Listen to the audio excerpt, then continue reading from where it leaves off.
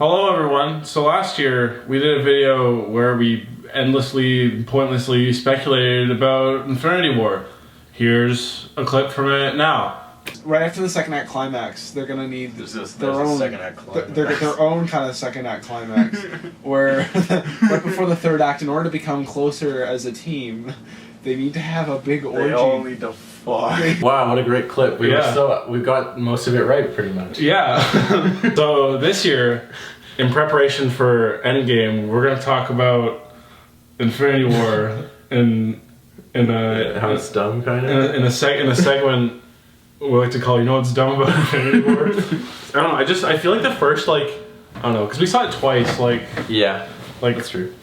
Within pretty close proximity of each other. Like we saw it, and then we saw it maybe a few days later. We saw it again, on a Tuesday or something. I remember enjoying it more the second time. Yeah. It was funny because there was a little girl crying behind us. Yeah, and that was funny because first time you don't know exactly how it's gonna end. And then when you do know, you're looking for the kids, and you're like, oh boy, they're gonna have a rough day. Yeah. No, it's and you're looking at the parents, and you're just like, and they're like, ooh. Sucks to be you. Yeah. little Jamal. A sad day. It's one hero. Yeah, no, Black Panther literally came out 2 months ago before that. No, but it's I feel like every conversation that we had about the movie, after that, started with, you know what's dumb about Infinity War? That's true. It's. I want to give it some credit. Let's start with positives. Okay, it's a movie about a purple guy that has to get 6 MacGuffins in order to destroy half the universe. It's not a purple guy expanding his rock collection. This movie should be fucking garbage. It's nothing about this movie should work. Yeah, and there are things in it that do work. So that's impressive. That's a triumph. DC can't even get They can't even make Batman and Superman in one movie make that work. And that's two characters. This movie has 64 characters. Yeah. So something nonsense like that. It is impressive. But it's dumb. But it also is kind of dumb. The first dumb thing, the one that I think is dumb and frustrated me while I was watching it for the first time, is that they kill off characters that have sequels slated. Yeah. So that's a good point. So as soon as Spider-Man dies, I stopped feeling. I actually didn't feel the weight of most of them because the only ones that kind of felt like anything to me was the ones that died before the snap, because I'm there's a potential that these will stay. Yeah. Because anyone who dies after the snap, you know is coming back in the next movie. Yeah. That's just a symptom of the plot. Especially because it's when Bucky dies, I'm just oh no, he died again. Because it's he's old, so it's when you do that. Yeah, but it's no. Well, someone's got to replace Steve Rogers, because Chris Evans ain't coming. And that's guess part of the problem is knowing too much about the future movies and stuff, and Chris Evans's Endgame is going to be his last movie. Yeah. So knowing that beforehand, I guess that's why they did that, right? To be oh, you thought Iron Man and Captain America were gonna die, but no, everyone but them died. Gotcha. Yeah, pulled a fast one. The main 4 Avengers are all still alive. And but I guess that also is bad because we know that has no merit. Because if Steve died, you'd be oh no, that's it. Yeah. Yeah. Right. It's I understand what they're trying to do for the next one, but it's I don't know, in that moment it was frustrating. But you make a good point about every character that dies beforehand. I think arguably Loki's death has had the most weight. Yeah, but I'm also then they did this thing where they're we're gonna do. Where are you going? I'm looking for my water. My mouth is you need to put water in me. Okay. I'll just say a thing while you're gone. So they introduce recently, after they canceled all the Marvel Netflix shows, they're we're gonna make our own shows starring the characters that haven't had much development yet. Loki's gonna get his own show. Scarlet Witch is gonna get her own show. It's okay. You mean 2 of the characters that died in Infinity War? Yeah. No, but I just mean that in that moment, in the context of Thanos snaps Loki's neck, and then the person, the smart part of you is Loki's died like twice now.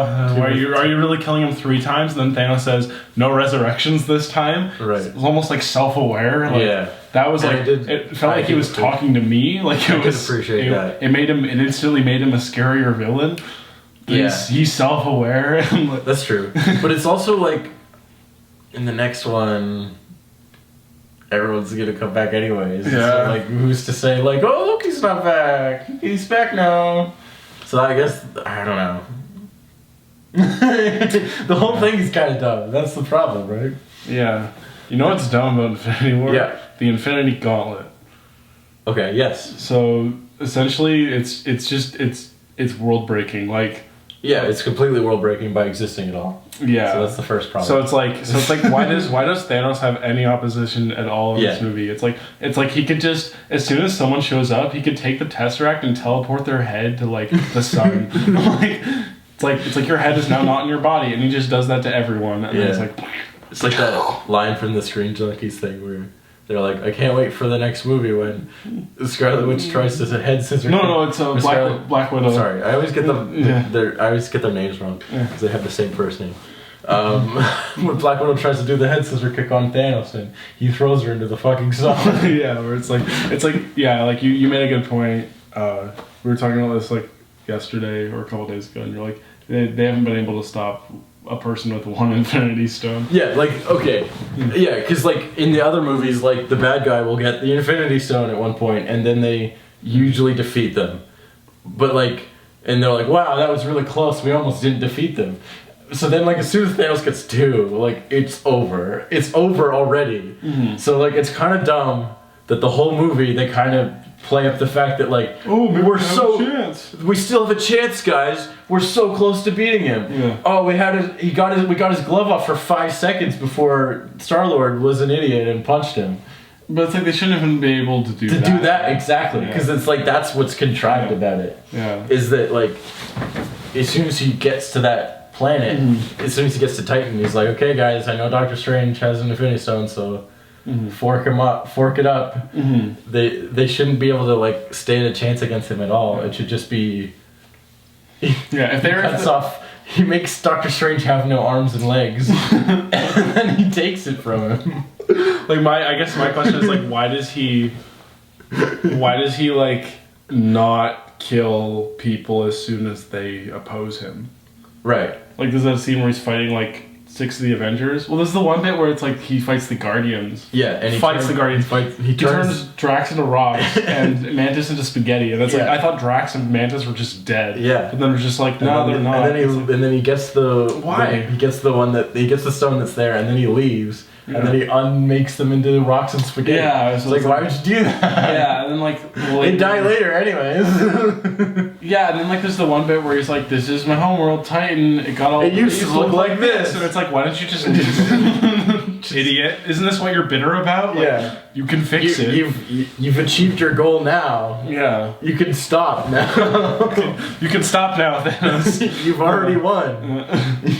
No, but it's like we have to kill everyone. But then there are some people he kills. Like he kills Vision and he kills Loki, and Gamora, and then it's like there's that, and then it's like also on top of that, there's like he'll go around the planets and like kill half the people and then leave. So it's like when he snaps his fingers, does he intentionally? Does he subtract? Like, are they exempt from that? Is it like does he subtract the total number of deaths from half and then just kills that number of people? Yeah. Or like. Because like he did that to Gamora's planet. Yeah, because it's like if Gamora's planet, which is like perfectly balanced and like is like a paradise, so they're good to go now. They're good to go. Do half of them die again? Like wouldn't that break the paradise? Wouldn't that fuck it up the other way? Yeah. No, we have too much food. No, they'd just be sad. Like they'd just be sad that half of their planet is dead. Yeah. It's like, and also, okay, so someone who's so intensely logical, it's like, it's like, wait a minute, okay. So with Asgard, right? So Asgard already suffered a cataclysmic event before the movie started. Which was in Ragnarok, where Hela killed like more than half. Probably over half of them. It looked like she killed a lot of people. No, yeah. Everyone that was left was just like civilians and like wives and children of people. Thor Ragnarok had that like it had that like Last Jedi kind of ending where it's like we did it, we saved the rebellion, and it's just like 10 of them left. Well, there is a good number. There was like enough of them left. Oh, it was like we saved Asgard. Yeah. It was just like. It's like 1,000. Their army is dead. Yeah. But like military. The people that just like live there because they're born there, they all made it. It's like if in Helm's Deep, some of them still died. It's like in Helm's Deep, all the soldiers die, but all their families are okay. That's a perfect analogy. Yeah. Yeah. So it's like that. So okay, so that's still like 1/3 to a half of Asgard is gone. Yeah. At least. Yeah. And then Thanos shows up and kills everyone on the ship. I mean, we didn't see Valkyrie and Korg, so maybe they made it off. Maybe they had an escape pod and some of them escaped. But also, Lady Sif is just gone. Yeah, Lady Sif just doesn't exist anymore. No, that's the thing that has to do with Ragnarok. That's Ragnarok's fault. Yeah. I think it was literally just that they couldn't get the actress. Like she had another film she was doing or something weird. So so then Thanos kills a bunch more of them. Did he like do the math and like make sure that he like killed only half the right amount? Because like, or did he like say, well, this is Asgard now, so I'm gonna kill half of them? But it didn't look like it. It looked like he killed pretty much all of them. It looks like he killed everyone. It's like the film opens on you see the shit from Thor Ragnarok and it's just like destroyed. It's fucked up. It's just fucked up. Like, we don't see Valkyrie and Korg, so maybe they made it. But also maybe they were just dead and we didn't see them. It's incredibly flawed logic, and I get that that's part of the point. But it also feels like he's the one who's like, I've crunched the numbers. There's too many people. It's like you keep killing people. Yeah. So and like, how well did you crunch? I think the problem is that there isn't a point in the movie where another character is like, your logic is flawed because you just keep killing people randomly, and then he gets like mad at the character and backhands them. Yeah, that's a good point. All the heroes except his logic is right. Yeah, they don't. They're like, we don't trade lives. But okay, that's another. You know what's dumb about Infinity War? Captain America saying we don't trade lives, because that's literally what he builds his conflict. That's what all the conflict of his 3 movies with Captain America in the title is built on, him trading his life for someone else's. Grenade!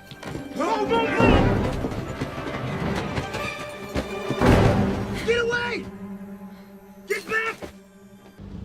We don't trade lives. I gotta put her in the water. Please, don't do this. We have time. We don't trade lives. Fire now. But Steve... Do it!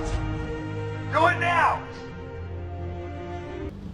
We don't trade lives. Yep, that's true. That is correct. Yeah, that's. Do I need to go through it? That is a truth fact. Stay down. Final warning.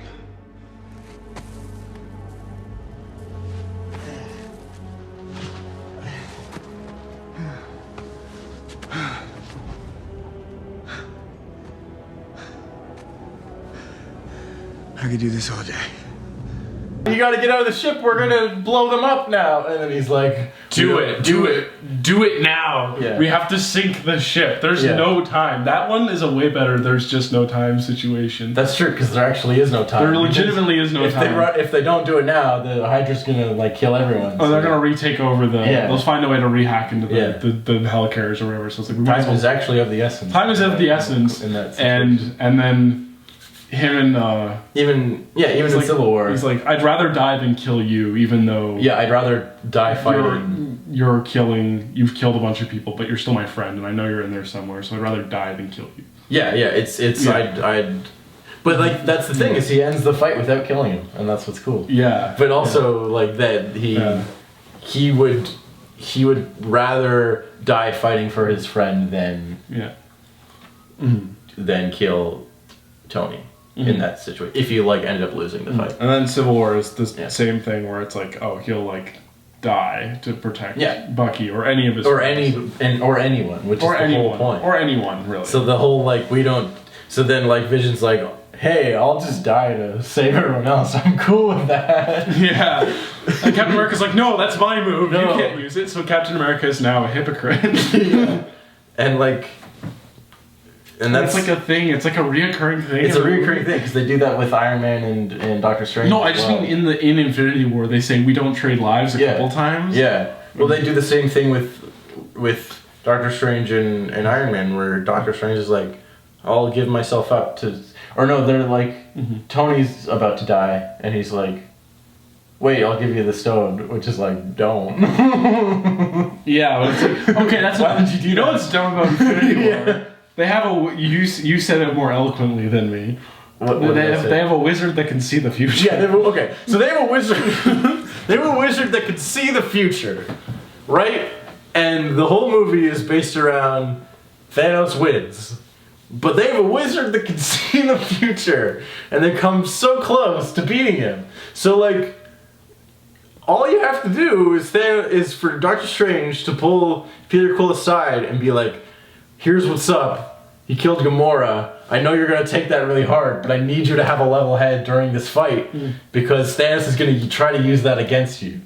And then Peter Quill, being somewhat of a rational adult after he like grew from the first two Guardians movies where he had an arc about him growing up. Yeah. Like, obviously he's like an emotionally driven person. Yeah. But like, he can pull himself together for a fight. Yeah. Where the stakes are high. Absolutely. He can do that. As long, like, so if you tell him that ahead of time, he'll pull himself together. Yeah, and then also that gives him time to like grieve and be mad about it. So he got like time. You've seen the future. Thanos isn't gonna get there for like a day, maybe. I don't know how long. What's the timeline of this movie? They seem to suggest it's over the course of like about a day or two. Because I think Thanos at one point says, "This is the best day of my life" or some shit. Okay. Can we talk about Scarlet Witch and Vision? You know what's dumb about Okay, but I want to finish my guy with the future. Because then there's like 6 other times where they could have beat him, which is like, oh wait, if we cut off his arm, that would probably do it. Cut off his arm with a portal, like I did earlier in the movie. We did earlier in the movie. Secondly, okay, we gotta tell Thor to aim for his head. Yeah, it's like two. That'll do it. That's all it'll take. Yeah. and like. So we somehow need to get the message to Thor to aim for his head. Tony, does that cell phone you have still work? Yeah. I reversed the polarity on it and boosted the signal so it'll reach all the way to Earth. I don't know, but even if they did that, it'd be neat if like they like tried to send him the message. Like you learn in that point in the movie the message, aim for his head, and we have no idea what that means. Yeah. He's like, try to get this to Thor, and then they don't end up getting it to him in time. Yeah, well that's the thing, like why don't they make it cool then? And be like, if you have time travel, use if he's the ultimate villain, then make your heroes always do this smart thing and still fail.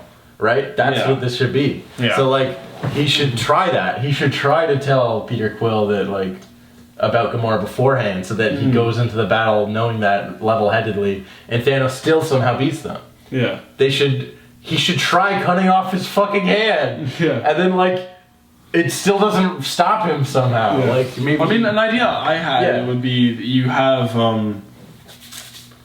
they cut off Thanos' arm or they take the gauntlet off somehow. And then he just disappears. Then Thanos is standing on like a mountain, like 6 miles out, holding the gauntlet, and you see the red gem going off. Yeah, it's like why would he ever? You don't fight someone one-on-one when he has. He doesn't have to go. He can turn them all into sand and be done.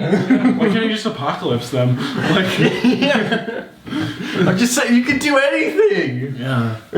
No. Why are you fighting them at all? You could teleport all of their internal organs into your hands and just say, here. Gotcha. Pranked you. What a classic prank. Yeah. He can teleport all of them onto a roller coaster and make it so they can't get off. And then they just starve to death. They're just on a roller coaster going around and forever. Because he's in charge. He can make a roller coaster out of nothing. He has the reality gem. He can do whatever the fuck he wants. Like at that point he has the Tesseract and the Power Gem were already so world breaking. But like and remember, okay, also back to the wizard with the time gem. So remember back at Doctor Strange when they're like, hey, you probably shouldn't mess with time too much unless the world's about to end, and then in which case it's okay. world's about to end, buddy. Oh no, he got the glove back on. Yeah. We gotta try this plan again. Peter, don't punch him this time. And then they go back and do it again. I thought when Thanos showed up and just Doctor Strange was there, he was gonna say, Thanos, I've come to bargain. And everyone in the audience was gonna be like, I know, would be like, yeah! And then like, I know that reference. And then Thanos would get like, and then Thanos would be caught in like a time loop, and he would just be, and then he would just get pissed off. He'd be like, then Doctor Strange would be like, yeah, I could just keep you in this time loop forever. Yeah. And then I've done it before. And you won't be able to hurt anyone. Yep. And then Thanos somehow uses the Infinity Stones. The power of the other gems. Because then he somehow finds a way to break out of it because he has 4 at that point. Yeah. So it's like 4 stones is better than 1, or it says something dumb like that. Yeah. I use the stones to destroy the stones. Better written than that, but like he gets to the point across where he's like, wait, how'd you break the time loop? It's like, dude, 4 times the power. Like, yeah. Dude, or he like goes to another reality where like Doctor Strange never had the time gem or some shit, and like like there's he can do anything. He can do anything. You be creative, writers. You know what's dumb about Infinity War? What? How they strategically make sure that all of the most powerful Avengers are either out of commission or don't do shit. Like Professor X. Yeah, they all get Professor X. Yeah. Professor X is too powerful, so they put him away. They make him get knocked out or something. Yeah. So or captured. Or whatever. For like 90% of the movie. X-Men First Class is the only one that doesn't happen. It doesn't happen. In the first one, it's like, oh, Magneto's helmet. There's some green goo in the machine, and it made him pass out. So no, he's passed out now. We're on our own. And the second one, they capture him he goes to visit Magneto, and they capture him. The third one, they kill him. Days of Future Past, he's using the drugs, so he doesn't have his powers. And then in Apocalypse, he gets captured by Apocalypse. And even in Logan, there's another drug that makes him not have his powers because he has Alzheimer's. So he's going crazy. And he's like doing like. So like that's. He's doing like the crazy cerebral. And then he dies. So he really go. So X-Men First Class is the only one where he doesn't get Professor X. He has his powers. He just has his powers the whole time. Yeah. So yes, they do that with all the most powerful Avengers. So Hulk. Yeah. Loses at a fight at the beginning, and then he's like, I can't Hulk out. Yeah. So that's probably the best fight in the movie. Which is the only good fight in the movie. Yeah. Because it's just 2 guys fighting. Yeah. And you can see... a lot of the action is dumb. We'll get into that. Which is another dumb thing. Yeah. So Scarlet Witch and Vision, probably the other 2 most powerful, other than Doctor Strange, who we've talked about. So they do a weird shit with them. Yeah. So first off, they're like already married. They're already like living together. And they went from slightly flirting to living together. Well, no, you gotta remember Age of Ultron. It's like it goes from you're the grandson of the guy who killed my parents and the son of the guy who killed my brother. And what are you talking about? I'm talking about Vision relative to Scarlet Witch. And and you're currently saving me from Robot Storm. That's all they. But they have a connection, see, because he's the mind gem and she got her powers from the mind gem. He is the mind gem. The mind gem. Then they explore that a little more in Civil War, where they're like they're flirting. Yeah, they make paprika together. They make pepper cash. And that's their one scene together. Yeah. and then they punch each other. And then they punch each other. So that would have I thought that would have put a blanket on the relationship. But then cut to 2 years later and they're living together. So it's like, oh, I think we missed a step. Well, maybe. Yeah. Well, it's because it's like there's the whole bit where like the last time we saw them, they fought each other, then she was in prison, then she broke out of prison, and then they're living together. Yeah. So it's like they're missing a step. And that's kind of like part of the problem with like Phase 3 as a whole is like Civil War is great, and then there's 2 years of boring movies. Ragnarok is fun. Ragnarok's fun. Guardians 2 is great, but it's its own thing. But there's no movies that excel that develop any of these characters up to Infinity War, or kind of excel the main plot, the story, or the stakes of the worldwide conflict of Civil War. Ant-Man and the Wasp does a little bit, but that was after Infinity War, so it doesn't even matter.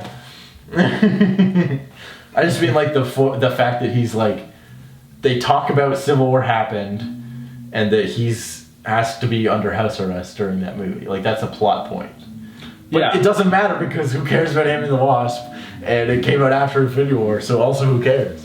Yeah, so they're like already living together, and then for some reason, they fight two of the Thanos' bodyguards, minions, right?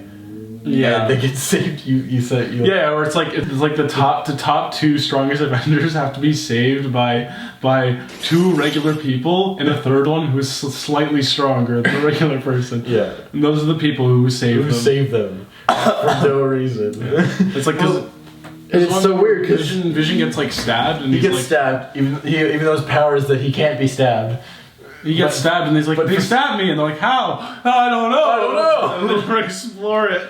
They can't even like throw in a line where it's like Thanos. This is an anti-phasing blade. An anti-phasing blade, or like Thanos used the gem to make him an anti-gem stick, so like that Vision's powers don't work on him or something. Like they couldn't even give him that. Like it's just like, how did I get stabbed? I don't know. That sucks though. And for some reason, Scarlet Witch can't stop. She like forgot how to use her powers good. For like last movie, she's like throwing trucks at people. And oh my gosh! And like can barely like fight two guys. No, in Civil War, this happens a couple times, but it's like it happens to Black Widow and Black Panther. Black Widow's like about to like kick someone or something, and she just like grabs her foot and like throws her in like a bus. And he just does the same thing to Black Panther, like by his arm. She just throws him by his hand. So why does she do that like immediately? Like, oh, you got stabbed. That means we're actually in danger. Throw those guys into the fucking sun. End of scene. Yeah. No, she's really OP, and they don't show that in that scene. And it's just dumb and it's weird. It's not good. It's not a good action scene. Nothing about it's memorable. And then later, during the big Lord of the Rings fight at the end, there's lots wrong with that scene. But the main thing with her specifically is they're like, okay, you're our strongest person, so you're gonna stand here, and the regular guys are gonna go fight those alien dog things. Yeah, pretty much. They even point this out too, where I forget her name, but Warrior Chick from Black Panther. Yeah, is like. Once she finally joins the fight, she's like, why was she back there? Where has she been this whole time? She's clearly the most powerful one. Yeah. That's when they get the battleship wheels. The fucking battleship wheels. That's like a 40-minute long fight scene. Yeah. Which is, again, why did the bad guys start with the battleship wheels? Because the Phantom Menace force field doesn't block those. Literally the Phantom Menace. You should use those to wipe out their army and then send in the dog things to kill whoever's left. And just the puns move first. Not if you have the giant battleship wheels. That piece is so good that it just fucks up the chessboard. You gotta send that shit in first. But yeah, no, that fight scene, there's no tension to any of it. It's just a CGI mess. Okay, you know what's dumb? Captain America's shield. Because like, get this man a shield, and you think it's gonna be awesome, and then he's got like a shovel. He's got like a shovel on his hand, and then it gets like a little bigger, and it's like that's it gets like 2 inches larger. It gets 2 inches larger when he locks and loads. He has like 2 of those. And he just punches people like a gopher. It's like when Badger Man. It's like when Knuckles gets shovel claws. It's like, oh, you gotta watch out for me now. My punches are slightly stronger. Yeah, it's just dumb. It's like, why didn't they just give him like a cool circle shield that was like It's like you could take the Captain America shield, but like it's all black because like Black Panther land, and like most of their vibranium is like painted that way or whatever. Yeah, or if you give him like a cool kite shield. Like the style of the one he has early in or it's like vibranium. It's like vibranium, and like, and you could have some kind of, it could be a cool callback where it's like him and he's like Bucky could say something like, "Oh, the first time we fought together with you as Captain America, you used a shield like that." Or just I don't know. There's like a line that's not that because I'm not qualified to write for these. I'm still frustrated that they didn't have the line. Oh, the end of the where like Bucky is like, hey, we got you in our arm, we need you on this mission, and then Bucky's like, great, what is it? And then Cap can say, it's the end of the line. Which is like, the callback to the whole fucking relationship of I'm with you to the end of the line. And this is it. This is the big climax. But no, they forgot to do that for some reason. Gotta have more time for them to fight space dogs. Oh, just quick sidebar. You know what? I think it's interesting that like I'm just thinking about Bucky's like fighting style and how like in the first Avenger he just is a guy with a gun. In Winter Soldier he uses a few guns, but whenever he fights Captain America, they intentionally find a way to like. And in Winter Soldier and Civil War, whenever he gets into a one-on-one fight, they intentionally find a way to get rid of his guns to make the fight more interesting. And then in this movie, he just has a gun and he shoots people. And it's boring. Yeah, but they're also fighting alien space dogs, so there's nothing for him to do either way. I know, but it's like, I think that's the problem with the fight, is that it's alien space dogs and you feel there's no stakes to it, because it's just there's somehow less stakes to the last two big Avengers fights where they were fighting CGI armies. Wow. Was because those were actual like humanoid shaped things. So you actually have Captain America like fight them. Yeah, and it's like in those fights, it's like real people were always in danger, and this one, all the people are like just like in a hut. It's just their warriors, like it's just metahumans essentially. Yeah, it's metahumans and soldiers. So like, who cares if any of them die? Yeah, so it's like you don't really feel the danger of it. Yeah. And it's like, I don't know, the fight in Civil War at the end between Captain America and Iron Man is great. And it's like, wow, it's like less is more or something. It's like if you just tell a character story with a couple characters, it's way more impactful than a CGI space dog army. What's your favorite part of the end of Return of the Jedi? Is it A, the Ewoks, B, Lando, or C, Luke and Vader having a final confrontation? It's none of those things. My favorite part about the end of Return of the Jedi is the one guy that kamikazes into the Star Destroyer and goes, ah! Too late! Oh my gosh, I'm dumb. You know when BB-8 like drives the walker thing? It's like supposed to be like Chewbacca in the walker thing. Is it? No, but it's worse. It's just worse on every That doesn't make any fucking sense at all. No. Chewbacca has arms. He can drive a ship like he... We always end up talking about Star Wars. I'm sorry, but... No, I brought it up. It's you brought it up. It's my fault. It's your fault. Well, no, you said Return of the Jedi, so it's actually your fault. But I was making a point that it's the same kind of thing. It's the final battle. It's got to be big and epic. Yeah. But the best part is the small conflict. Yeah. Between like two people that have a relationship. So just the movie as a whole suffers from this whole thing where it's like, oh, are we gonna have a character moment? No, gotta get to the next action scene. Yeah. And one example in particular I think of is when Bruce Banner sees Natasha Romanoff. Yeah. And he's like, hey, and she's like, hey, and it's like the last time they saw each other, she threw him down a well. So that he could turn into the Hulk, and then he went to space. And then he went to space. Was the Hulk for 2 years, and then turned back into Bruce Banner, turned back into the Hulk, turned back into Bruce Banner, went back to Earth, got thrown through space back to Earth, and that's the last time. And then he's gone through all that shit, and she's gone through all of Civil War, and it's like they have a lot to talk about, a lot to catch up on. And nope, they don't get a scene at all. We see none of it. Yeah, it's like, really? Yeah. Are they hopefully we'll get some in the next movie, but this was the movie that was supposed to be the culmination of all this shit. Yeah. So like, how come we don't get to see any of that? Not even a scene where it's like, hey, hi. Oh no, the alarm thing is going off. Because they're just talking. Yeah. And then we don't even get like them to have anything.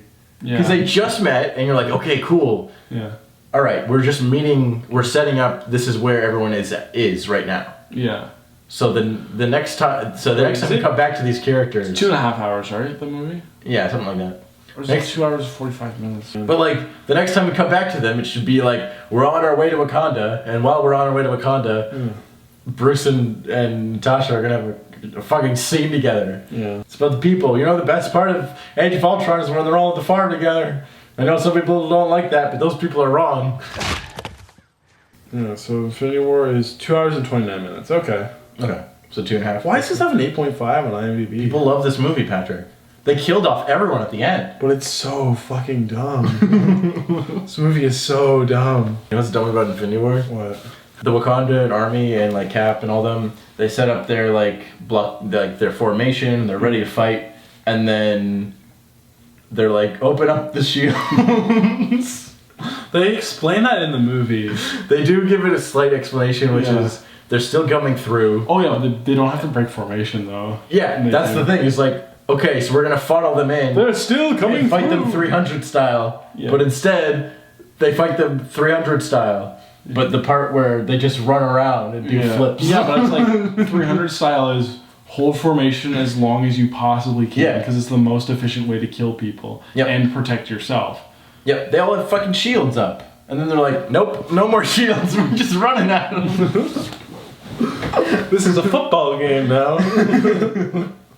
We gotta get to the other side first. You're stalling. The whole point of your action scene is that you're stalling so they can save vision. Yeah, you can do a Helm's Deep thing. Like that could be stalling can be a really intense action scene. Helm's Deep is like the best fight in Lord of the Rings. Yeah. I argue that it is. Yeah, it's both the most memorable. Like, yeah, it's the most like intense and like with the most tension and shit. Yeah. Like you don't know if they're gonna make it or not. On multiple watches, you don't know if they're gonna make it or not. Well, I mean, like you feel it. Though. The tension and the like danger and the element of like there's a lot. They build it up for like a long time before the orcs even get there. Just them like standing off at the start of that fight is like super intense and like really dramatic, and it's like we don't know who's gonna make the first move. And we don't want to because then we have to all fight and die. Yeah. Like it's that kind of shit which we don't get any of. Like imagine that if it was like a standoff. All the alien dogs, they just run out and they just stand there. Well, like they like hit the thing and they can't get in right away and they're like eventually they're gonna get through. Guess we better be ready when they do. Yeah. And then we cut back to Thor or whatever and you're like, oh man, what's gonna happen? Yeah. Yeah, I know tension can be more effective than actual CGI shit. Punching fest. Yeah, like the dog. Like imagine you just see the huge wall of like space dogs, and then just one of them walks out and just like claws at the force field occasionally. I guess just kind of pounces around. Yeah, like it should be the same as Helm's Deep basically. Yeah, because the Urukai are like mostly mindless. Like they're just like killing machines. And it's the same with these like fucking dog things, right? And you should have during that sequence, they're all just sitting there because one of Thanos' minions has like infiltrated the thing, and they're gonna like turn off the shield. I'm sorry, you lost me. So you know how the Wakanda has a shield, right? Yeah. It's like obviously they're gonna find a way to get in there. Right. What if one of Thanos' minions snuck in before the shield went down, and they turn off the shield? They don't do that. The dogs just punch through the shield. Like, they start running through it. So, okay, so you're saying they can't get through the shield. But the bad guys are smart and they turn it off. Yeah. And then it's just hell. Like, that'd be cool. Yeah. That'd make more sense, at least. Yeah. Than nonsense. Yeah, because it's like the tension of, like, oh, is the shield going to stay up? And, like, there's tension there. And like, well, because you'll start to lose tension when the characters make bad decisions. Yeah. Where it's like, let's just go crazy and fight them all. It's like, why did you have a formation at all then? No, it's just like literally that's all they need. You don't even have to complicate it that much. It's, all you needed was them to be like, we hold this line because we need to hold this line for to buy enough time for them to save what's his name, Vision. Yeah. But then instead they're like, nah, because we don't trade forget lives. about that. No. If the bad guy's whole point is to not stall, then send in the fucking wheel things right away. Okay, you know what's dumb about Infinity War? What? Spider-Man. Okay. How he just like. I guess the main thing for me is that he just has this like mask off all the time. Yeah, that's one dumb thing. That's the least. I think that's the most dumb thing about Spider-Man because they do the weird like, oh, it's that really old movie. And yeah, they do that again, which makes no sense. But then talking about this before, Alien's not. There was an Alien movie that came out the year Infinity War came out. So we know what you're fucking talking about. Yeah. You're talking to old people. They know what you're talking about. They saw aliens. It feels like a teenager written by out of touch adults. Yeah. I think this is what teenagers talk. And it's weird because like Tony at one point is like, no more pop culture references. Now let's go fight Squidward. And you're like, it's only cool when I do it. Well, it is though because he doesn't say, hey, you know that really old TV show SpongeBob SquarePants? Yeah. You kind of look like the guy Squidward from that. There's some writers that just don't understand how pop culture references work, where it's like you just reference it, you don't reference that you're referencing it. Yes. That is correct. And that's what that just wrecks it. And that's what Tony's been doing for years. Exactly. You know what I mean? Swing, Point Break. That's it. That's all it needs to be. Yeah. We get it. Flying monkeys. If we don't get I understood that reference. I understood that reference. Yeah. Which is also great. Yeah, they don't say the flying monkeys, like from The Wizard of Oz, this really old movie. In which case, that would make sense, because The Wizard of Oz is a really old movie. It came out in 1933. But Captain America's from the 40s, so he's just like, I understood that reference. Like, he's so excited, because he's been out of touch for like, he's in this new world, and he's like, exactly. He's like, oh, I don't know how this world works. What's this? You turn on the stove and it's not garbage. There's internet. We used to boil everything. Back to Spider-Man. Yeah. Okay, yeah, that's a huge issue. Is shut up with the. You remember the really old movie? Shut up. Yeah. Shut up. People don't talk like that. Shut up. Yeah. You're a nerd. You're supposed to be like. You're not supposed to think of that as an old movie. First of all, that makes me feel old for watching Aliens when I was younger, and I'm not that old. I'm a year older than Tom Holland or whatever. Or younger. He's 21, I think. He was born the year before you were. Was he? Yeah. Was he? Yeah. No. Yeah. Because he was a teenager when Civil War came out. He was 19. Okay.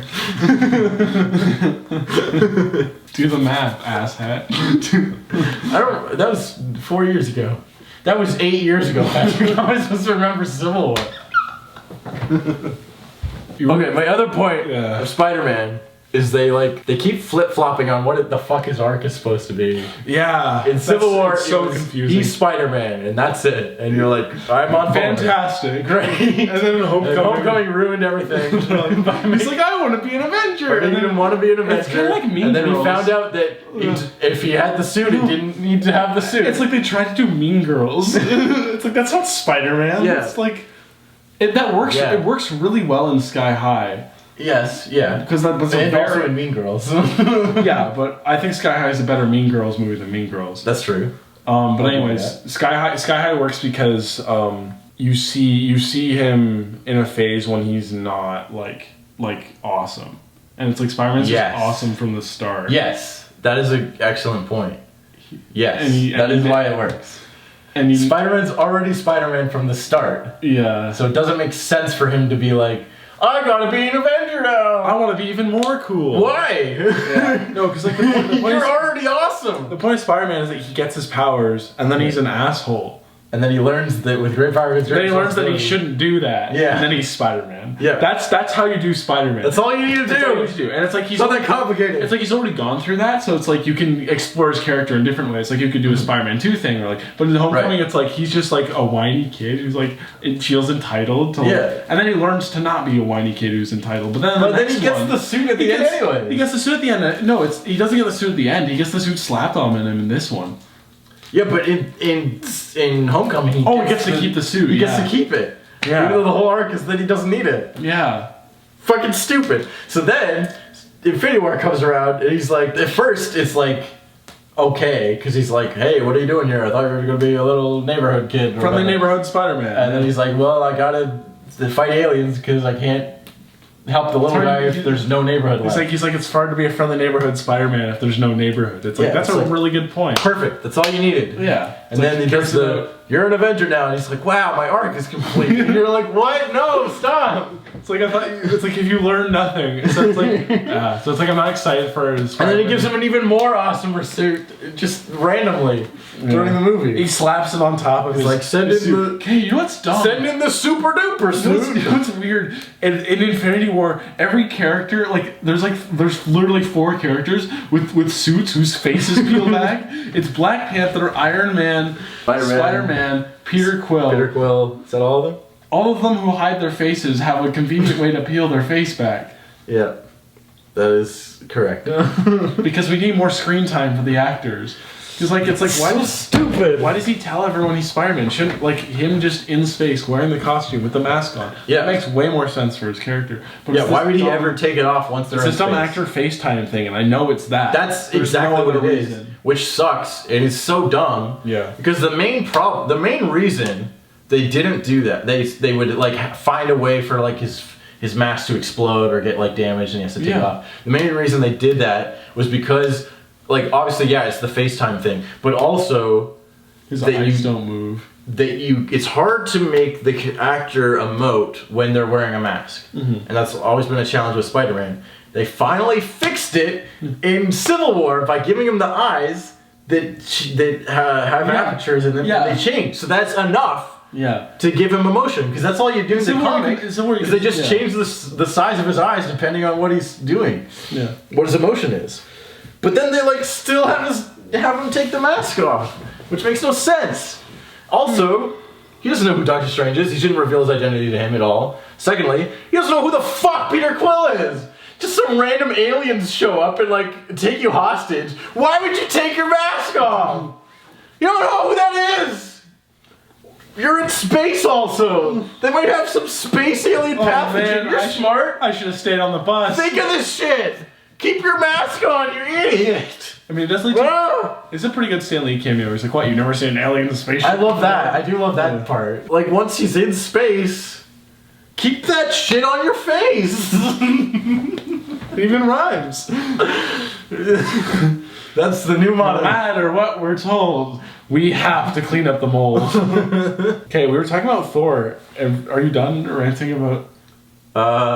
Because I think that was all my points. Okay. Because we were talking about Thor, and I meant to bring it up, but like they like retcon his powers from the last movie. Which is super weird. It's kind of dumb. Yeah. But also, the Thor subplot is my favorite part of the movie. Yeah, no, but it's like they could have just had it where it's like, oh, we can still like Thunderbox or whatever. Like he still has the lightning stuff, but it's like he just really wants a hammer. Like he needs a hammer to kill Thanos. It's like they can make a point where it's like, oh, aren't you like a god with like lightning and stuff? It's like, yeah, but it's like if I don't have like something to channel that with, like I can't do it. You know how it's like I'm a regular an analogy they could use is like I'm a regular human, but I have the capacity to like cut steak. Not with my bare hands. It'd be really challenging. But if I have a knife... But it'd be hard. If I have a knife, I am strong enough to cut through steak. Yeah. So it's like, he's like, I need a tool. I need a tool. I think that's the idea. But they miss like the part where they explain that.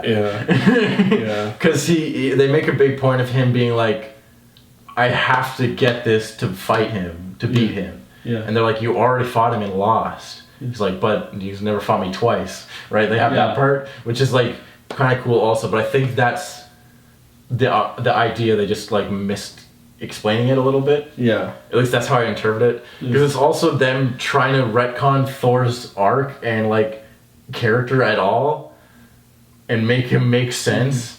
Because like he goes from like a mostly like melodramatic Shakespearean kind of serious guy. To like Thor Ragnarok, where he's like a goofball. That's the movie where like his dad dies, his planet explodes, and like all this like bad shit happens to him. And so they kind of like retroactively kind of make his character start to make a little bit of sense, where it's like, oh no, he's just doing that as a cover and he's broken inside. It's like he uses humor to like deal with all this stuff. Which makes sense. But yeah, it is kind of weird. Because once he gets hammer back, he kind of feels like the old Thor again. Which is cool. And that whole arc I kind of like, because it's the only plot in the movie where like it's about a guy with a character arc and motivation and stuff, other than Thanos, I guess. But Thanos is really contrived. Where like it's just about a guy who lost everything and literally has nothing left. His brother's dead, his world's dead. He tried to say Asgard is just a people. Not anymore. They're all dead now. You don't even have that. There's nothing left but revenge. And he knows that in order to do that, he needs a hammer. Because that's the only way he knows how to be successful in life. Is when he has a hammer. And I like that concept.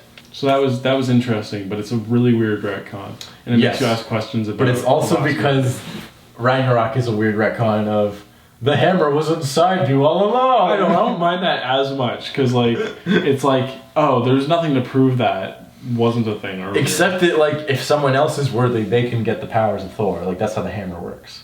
Because we've seen that happen before in comics. That's very true. I mean, so like that's what's weird about it. But also it's weird like Odin magic, and he's like, the way I see it, it's like Odin could just put the hammer. Yeah, it seems like he can kind of do whatever, because he just like strip store of the powers. Yeah. Anyway. Yeah, he's like, oh, I put the codex into the child. Oh, I put the nine-tailed fox into the child. Yeah, I put the hammer inside of you, but you had to unlock it. Yeah. You had to be worthy. Yeah. It was just a hammer is just a place, not a people. Exactly. So It's that theme again. Or it's like stuff isn't as important as people. Yeah. But then they also specifically say whoever's worthy can get the power. But then he's like, I need a hammer. so it's just weird. Yeah. And like, I don't know, I thought it was, you know, when we were watching Infinity War for the first time, and they make the metal part of the hammer, and I'm just like, you know, be like in my head, I'm like, what's the dumbest thing that could happen right now? And I turn to you and I say, Groot's gonna be the handle. And then he was. He was. I thought you were being serious. No, I'm like, what's the dumbest thing? Like, I thought all of his entire body was gonna. I don't know. I was so invested in that I was like, oh yeah, that'd be so cool. His entire body is gonna turn into the handle. Right.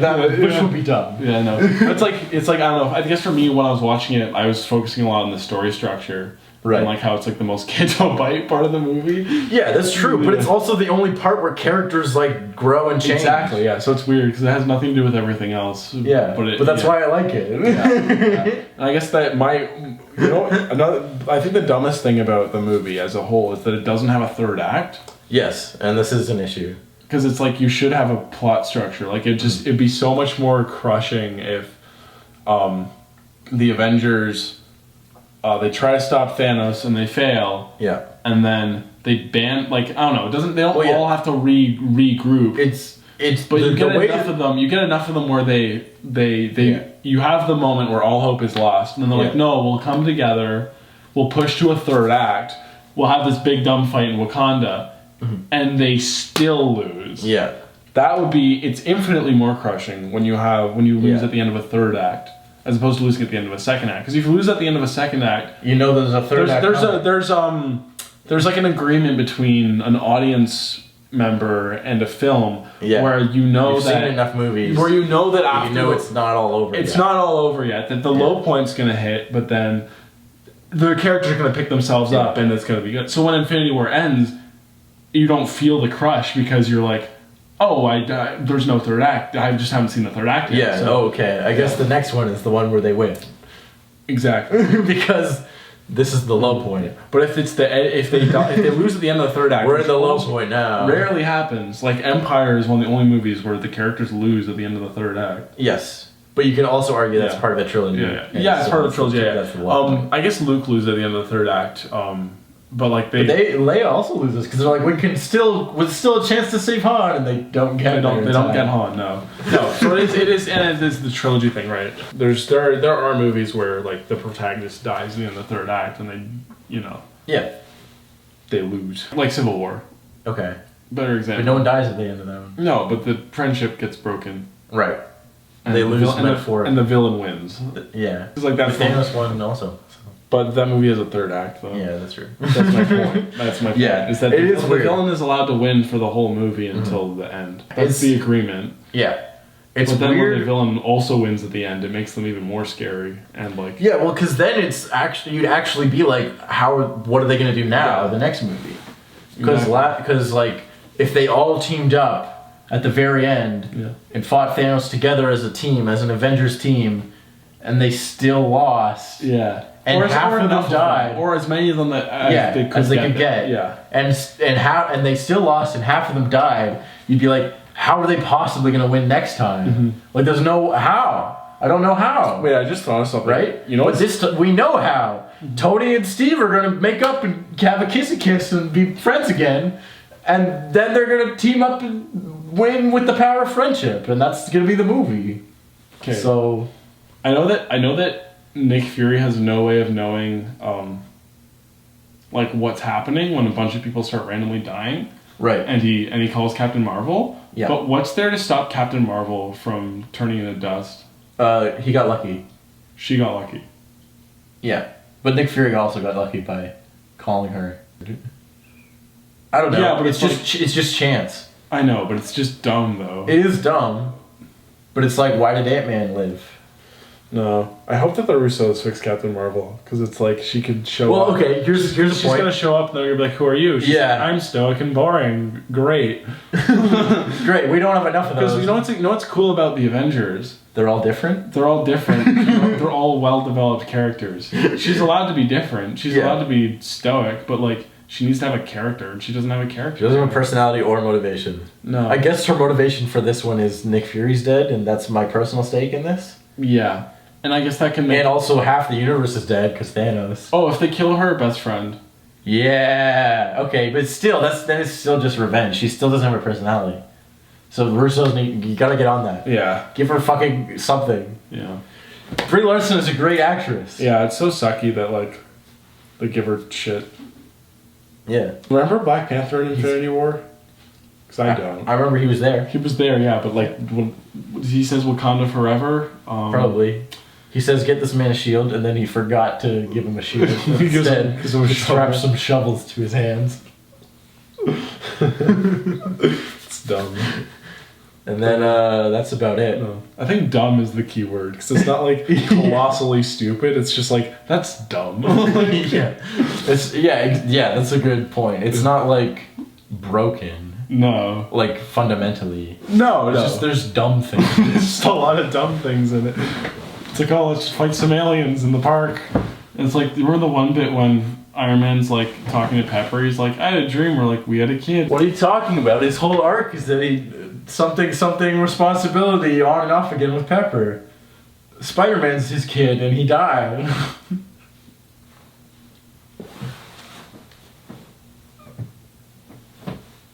It's dumb. It's dumb and I don't like it. Yeah, they were just like that. Oh man, him and Pepper is like a whole thing, too, where it's like depending on if she wants to be in the movie or not, depends on how good the relationship currently is. She's like, I'm not doing Civil War. It's like we broke up, and then she's like, I'll do Homecoming, I guess. We're back together and we're engaged, I guess. Now. Do you think we'll get a scene of them driving off into the sunset at the end of Endgame? You think that'll tie back in? No. I think it will because Steve and Tony will make out and then she'll see it and then she'll kill herself. No, she'll just be sad and walk away. And then Steve and Tony will drive off into the sunset. Yeah, holding hands. No, giving each other roadhead at the same time. Who's driving? Jarvis. Sir, I really don't want to drive. Wait, Jarvis is dead also. Why are you making me do this? He just Jarvis is like one of the only characters that has stayed dead in But Jarvis is Vision also. So he's not. He's not really gone. Vision has Jarvis's voice, but he's not Jarvis's conscience. But he looks like Paul Bettany. He's a red Paul Bettany. He actually looks like normal Paul Bettany in this movie. This one. Normal Paul Bettany if he had some weird jewelry. If he had a gem sticking out of his face. Oh, you got something on your face. Let me get that. This movie's 2.5 hours long. It's long. Is that something wrong with the movie? It doesn't have to be. Most of it's dumb CGI. What do you think about when Red Skull shows up and he has to throw Gamora off a cliff? I thought that scene was kind of dumb. Okay. Because that was the thing I was going to get at. I forgot to get at. What does the soul gem do? Yeah, good point. Yeah, it's You like, need he's it. like, I gotta get all of them. I gotta get them all. I got all of them, and he's like fighting them, and he's like, it's like as dumb as It dumb probably as shoots a laser. Okay, as dumb as it is, where he's like, oh, like he could just kill all of them instantly. There's a really creative use of the Infinity Gem, where visually you see a gem will light up, and then something will happen relative to that gem. So it's like the blue one lights up. He's like teleporting, or he's moving something. The purple one lights up. He blows up a moon. Yeah. The red one lights up. I forgot he did that. Yeah, he drops a moon on Iron Man. Right. Open with that. Don't tell them you're coming, and then be like, then just drop a moon on them. Yeah, you could touch the purple one to the surface of the planet and then kill teleport. all of them. Yep, and that'll be it. That'd be the end of that. What would survive that? Probably just the Infinity Probably Stone. just the little green gem floating in space. Oh, well, there it is. Yeah, but it's like, so basically the point I'm getting is that you see them and they light up when something happens. and they're all viable in combat. And then and then he gets the soul gem, and it's so goddamn important to get the soul gem that he has to throw Gamora off a cliff, which he like loves or whatever. Yeah. And it's like I don't get that vibe. He loves her. He loves her so much that he's gonna kill like half of the people in her homeworld and like torture her and like make her fight her sister over and over again. You know what? He's not the best at, okay? But he's trying. But it's like I don't feel bad. It's like I don't feel bad for him. Yeah. And I agree. It's like I watched a video essay where it's like, "Do you feel bad for him at this scene?" I'm like, "No, I don't." I remember we were watching with Hunter, and because there were cross dissolves, he was laughing because he thinks cross dissolves like he can't take them seriously. Yeah, I was gonna say that's what's dumb about that scene. Is the cross dissolves? The cross dissolves. Yeah, they're good in Spider-Man 2, and that's about it. Yeah, if there was no music, because they play, and it's like this sad song. Right. If there's no music, and it's just. He grabs her in one swift movement, grabs her, throws her off of a cliff. Yeah. That's one shot. The second shot is her falling. The third shot is her hitting the ground. The fourth shot is him looking. And looking sad. Looking sad. Just like good? No music, just. Yeah, just the. Yeah, that'd been cool. And then Red Skull's like, "You did it. Here's the gem. Here's your prize." Also, quick question: How are you alive, Red Skull? Here's your prize. He gets him a trophy. It says it's like best dad ever. Number one dad. Number one dad. Loves his kid. He gets a number one dad trophy. That's what you get for throwing someone you love off a cliff. He had to give up the thing he loves the most. That's so weird. The soul gem, where it's like, okay, in order to get the soul gem, you have to go to some weird rock place with Red Skull. The Red Skull's there. Throw someone you love off a cliff. Floating. Also, he can fly now. And that's it. That's all you have to do. The guardian of this stone. It's like what? I'm sorry. I feel like I'm missing like 6 movies of backstory. To get the soul stone, you have to give up the thing you love the most, which for Thanos it's not the love stone. Soul. The thing he loves the most is power. You should have had to throw the gauntlet off. Ooh. Oh, then what? How are you gonna use the whole gauntlet if that's the thing you love the most? Maybe you should have only killed half of Gamora. Everything's balanced. It's perfectly balanced. It's a contrived situation to give Thanos some humanity, and I don't know if it fully works. It kind of falls flat.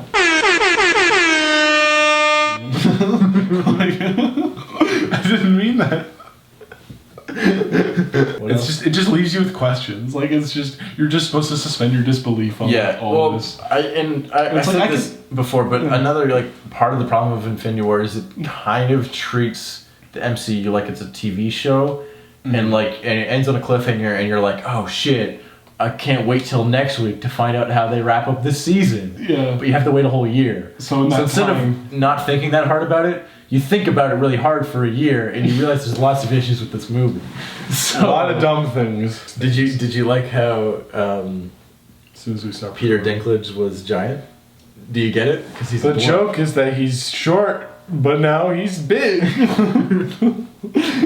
I don't think they needed that. I think regular Peter Dinklage is enough. Yeah, if you just had regular Peter Dinklage. Peter Dinklage has elevated above... Okay, this is a poor choice of words on my part.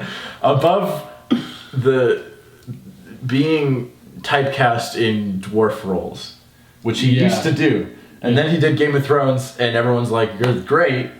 Let's put him in everything. Yeah, so he's... Including stuff like... X-Men, where it's like the character wasn't even supposed to be dwarf. It was just like, we got Peter Dinklage, he's a great actor, we're gonna use him. Yeah, and they never draw attention to it, which is odd because it's like the 70s and he should face some kind of discrimination. But especially because that's a huge theme. That's a huge theme in X-Men. Yeah, of people who are different. That'd be interesting if there was a thing where he gets made fun of by some mutant or something, and then that is tied to even the mutants pick on him. That's it's tied to his motivation and Yeah, that would have been cool, but there's no time for that. It's time travel. Say your bit about... There's 40 characters in this movie. Sorry, say your bit about Peter Dinklage. Right, I think it's dumb to make him a joke when he hasn't been a joke for so long. It's you know how the roles he used to get were he was an elf, right? Peter Dinklage? Yeah, he was the boss of his dad. And he makes, and then Will Ferrell makes fun of him. Elf calls him an elf. Because he thinks he's an elf. And then he drop kicks him. Yeah, and it's like, oh, it's funny because he's a midget, and that's the joke. This is the same thing, but in reverse. Where Jon Favreau directed that movie, and he also directed the first two Iron Man. Yep, so it's like, it's the same thing. You're doing the same thing, but you're like giving it a different paint of coat. And I think different coat of paint. You know what I'm talking about. Different paint. I didn't even think there was anything wrong with it. I said it with such confidence that you didn't know that I was making a fool of myself. Yeah. So I think it's like if they just showed up and it's Peter Dinklage, and he's like, yeah, I'm the dwarf guy. Let's make a weapon or whatever. You'd be like, cool. He's like, Peter Dinklage's height. Yeah. I think that would have been fine. Yeah. But like by making him big, you draw attention to it, and then it like get it, and you're like, I get it. It's dumb. Yeah. Because then it's like it's funny because it makes it funny because like it means that like Chris Hemsworth is like 6'3" or something, and he's like hanging out with like a small tree, a small raccoon, and Peter Dinklage. Yeah, it makes that juxtaposition. It makes it more wacky. It'd be more visually comedic and than it already was. Like there's dwarves in Norse mythology, right? Exactly. So it can be like, just make him one of those. Yeah, he's like, oh, you're a dwarf man. It's all like, just do it. You're overthinking it. Yeah. What if he was big? Everyone thinks he's gonna be small because he's a dwarf, but we're gonna make him big. Then what? It's a dream come true for him, I'm sure. No, asshole. Dream like a normal person. Oh, you know what's kind of dumb? What? Captain America does nothing in the entire. He does nothing in the entire movie. He has no character moments. Yeah. There's a couple scenes where they like. There's a shot that lingers on him, like looking off in the distance, and you're like, oh, what's he thinking? But then we never find out. I don't know. A big thing for me is the two Russo brother directed movies leading up to this had amazing action, like best action in arguably the entire MCU. And this movie's action is like mediocre to bad Captain Marvel. Like, yeah, it's just more forgettable, I think. Yeah, but that's because it's not good. Yeah. If it was colossally bad, you would remember it. Like, remember that dumb action scene? If it was the end of Aquaman, you'd remember it. Oh yeah, like, I remember the end of Aquaman very distinctly because of how dumb it was and how I couldn't tell what was happening. You could. There were so many cuts, so many sharks, so many volcanoes. There wasn't that many cuts. That's the one thing I liked. There's actually a lot of long takes in that. But then all the long takes were nonsense. Yo, yeah, they were nonsense. That's a whole other can of fish. But but yeah, the action in this movie really suffers. There's the one scene at the beginning with Hulk and Thanos. That's the most Russo-esque fight in the whole movie. Because it's just two guys fighting in a wide shot. And you can see it's like all one shot. That Hulk is suddenly outmatched because it's a guy as strong as him who knows how to fight. Yeah, Hulk's never needed to know how to fight it's before. Not that Thanos isn't stronger. Isn't as. It might even not necessarily be even stronger. I think Hulk is stronger than Thanos, but Thanos, has like tech skill and can like hit pressure points and stuff like that. Yeah, he's using actual strategy. It doesn't matter how strong you are. Literally never done that. He's just punched harder than. He's always been able to just punch harder, but it's like he's suddenly met with a challenge that he hasn't been able to be met with before. Mm-hmm. Which is cool. Yeah.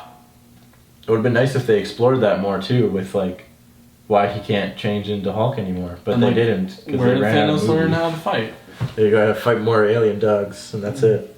Also, if Hulk was at the end fight, well, they would just win because Hulk's really big and can punch good. How do we end this? There's a lot of dumb things in Infinity War. Endgame is a 3-hour movie. And it's gonna get my money. Yeah. It's like a drug for me at this point. It is, right? That's the problem. I gotta get my fix. Well, it's weird because like all gotta get my Endgame. I'm excited for Endgame. Are the things I was excited. I have to watch Endgame. Or the things I was excited for Infinity War. Yeah. Which was like, oh, we're finally gonna see Steve and Tony reunite. We're finally gonna see like the culmination of this is the one where all these things. Fucking, you said that last week. Yeah. So like when this one ends on a cliffhanger, they're like, "Oh no, next week we're gonna fight the Skrulls." It's like your dad goes to the store. He's like, "I'll get ice cream," and then he comes back and he doesn't have ice cream, And he's like, Dad, I thought you said you would get ice cream. Oh no, I'll get that next time. And then he goes to the store, and you're just sitting there waiting, like, fuck, he's not gonna get, like, it makes you, it breaks your trust with the filmmakers. It makes you doubt that they're gonna get ice cream. Like, maybe there was no reason that he couldn't have got ice cream the first time. Yeah, well, yeah, maybe the next one will be a 3-hour farm scene, and it'll be great. But why wasn't the last one a 3-hour farm scene? I would have been just as happy with that. Yeah. You gotta have the big explosions so the fatties can be happy eating their popcorn. You don't hit $1 billion in a week without putting a lot of explosions in there. I mean, you do if you have Kate Winslet's boobs. That's true. It didn't take a week, but they got there.